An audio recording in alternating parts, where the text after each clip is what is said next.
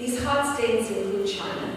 China has decided years ago that they could make 60 times more money from a drop of water if it was used to produce toys and running shoes for the world than if it's left in the ground or used to produce food. So now suddenly they're beginning to find serious rice and grain shortages. There are 4,000 cities and villages in China that are facing total abandonment because the desert is encroaching. They're creating a new desert the size of Rhode Island every single year in China. India is in crisis. You're going to read more and more and more about India. India has bore wells. They have 25 million deep well bore wells, pumping 24/7. And they're pumping so hard now that they're pumping down. You go down. You go into a city like Mumbai, used to be called Bombay. They think there's 18, 20 million people. They're not sure, but it's a big city. They're running out of water. They're coming to the bottom of their water table. And there have been recent reports of people attacking each other with machetes and knives because where there's pools of water, people are jumping ahead of the queue and so on. Every country in the Middle East is in crisis. It has from anywhere from 10 to 50 years at the most left of water. Australia's hit the water wall. Australia is a perfect example of a so-called first world country that just didn't think about its water reality, just acted as if they had all the water in the world, when in fact they're the driest inhabited planet on Earth. So they took that Murray-Darling, that one system they have, and they built great big massive agribusiness firms, cotton, rice, more recently wine, and they sucked that water up and they grew stuff and they exported it and they got rich. But they're running out of water. They've slammed into the water wall and their rice exports dropped like 100%. That just ended 2 years ago when they ran out of water. I flew over the mouth of the Murray-Darling. It used to flow into the ocean. It doesn't flow into the ocean anymore. You can actually see the ocean invading and filling the Murray-Darling a step at a time. Southern Europe, big trouble. The Mediterranean, they're saying they're going to be within 10 to 20 years, perhaps 80 million people without adequate access to water around the Mediterranean. We're not talking only poor areas here, right? Mexico City sinking on itself. They pump the water out so seriously that every year the city sinks a couple of inches, and some of the churches are all kind of on their side, right? And the entire Mexican valley is in crisis. Africa, you could not exaggerate. There are 22 countries in crisis in Africa as we speak. Yemen is probably going to be the first country in the world to run out of water. There are now in Africa, 1 in 3 people does not have adequate supplies of water, but in 10 years, as the UN, is going to be 1 in 2. So we're going exactly in the wrong direction, right? And there are 677 lakes in Africa, major lakes, and every single one of them is in crisis, either pollution, over-extraction, or a combination of them both. You really couldn't exaggerate what's coming in Africa. I'll come to the U.S. in a minute because it's actually one of the areas of great stress.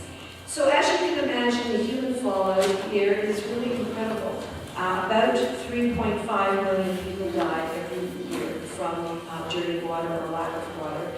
Every 8 seconds in our world, somewhere a child dies of waterborne disease. And more children die of that than anything else, including lots of other things put together, malaria, HIV, AIDS, war. It is the killer. 85% of all illness and death in the global south is related to lack of water or drinking water. We could solve that. We could solve absolutely huge issues. And I would want to say that I believe that this reality of people dying of water, when the water is there and they can't afford it, is probably the largest and most powerful symbol of inequality in our world. Just to give you one example, there's one toilet in Mumbai, India, that's supposed to service 5,000 people. But of course it doesn't, and so people defecate into plastic bags and throw them. You can imagine what it's like in those slums like Kabira, where I've been, when it rains. So as a result of this reality, we're just beginning to understand this, and I think the water crisis is about 5 years behind the climate crisis in terms of our knowledge about it, in terms of general consciousness about it. Suddenly there's tons of books, Gary talked about films, it's just suddenly where everybody's, this month National Geographic has a huge special on water, so everybody is beginning to talk about this. What's happening is we're now seeing conflict, not surprisingly. I mean, you need water for life, right? And if there's a growing demand over supply, there's going to be conflict. Conflict takes several manifestations. One is that several of the big superpowers or emerging superpowers are seeing water as a national security issue, just like they see energy as a national security issue. If you don't have enough energy in your order, you're going to go secure it somewhere else so that you know you can supply it in the future. Well, big superpowers are beginning to do that.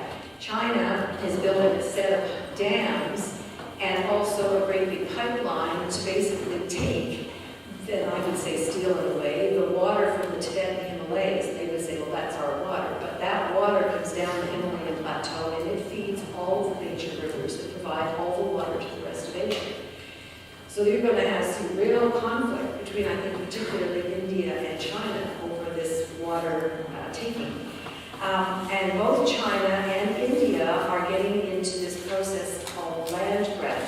There's lots more about this too. And this is where either a big investment pool or a corporation or a country buys land in another place so that they'll have the land and water for future time. Both China and India know they're running out of water. They won't be able to feed themselves. And so they're buying up huge tracts of land in Africa so that they'll have this for the future. Then we get the needs of and the rights of indigenous peoples, native peoples and communities around the world being trampled on because people just, big cities, big corporations just come in and take their water. This is happening absolutely everywhere. Mexico City has put pipelines, hundreds of kilometers, hundreds of miles, out into the countryside, into indigenous tribal communities. They build a great big fortress around the water source. They have armed guards and dogs, and you better not try to get in these fortresses. It's like gold, pure gold. And they take the water. They just confiscate it. They say, there's more of us than you, and you're indigenous, and you don't have any rights anyway. In one tribe, Masawas, the women have been getting up at night and taking an axe and cutting into the pipeline in a protest, much the way the Ogoni people have done in Nigeria against Shell. It's not very effective, but they don't know what else to do as a protest. Then you get the issue of rich and poor, where in poor countries there's always a wealthy overclass, if you will, and the wealthy can have all the water they can buy for anything they want, golf courses, swimming pools, you name it. And if you're poor, you go without. And that is because, and this kind of leads to the bigger, the issue I've been most involved in, this is an issue then about who gets access to water. In a world with declining water sources and dramatically increasing needs, who is getting to make a decision around who gets it and who doesn't? And this is becoming a huge conflict within the world of water. On one hand, you get those saying it's a commodity, like Coca-Cola or running shoes, like cars, whatever. Put it on the open market for sale, let people buy it, sell it, hoard it, trade it, and let the market set the price, and that'll take care of it. Well, lots and lots of people will die. And on that side of the big water corporations, the big bottled water companies, the big utility companies, on that side is the World Bank, parts of the United Nations, lots of governments, and they just basically have a really clear future plan for water to be privatized. On the other side, and you might guess I'm on the other side, are those of us who say that water is not like anything else, that it we need it for life, and that it is part of our common heritage, and it is a public trust, and it is a human right, and it belongs to other species as well, and it belongs to the future. We have to find ways to equitably and justly share this water source. And there's a very deep division between those two sides. Is water a common good like air, or is it a commodity like Coca-Cola? Who's going to be given the right and the power to turn the tap on or off? People and their governments, or the dead hand of the market, as they call it? Who sets the price for water in your community or the community in La Paz, Bolivia, or whatever? Is it going to be the local water board?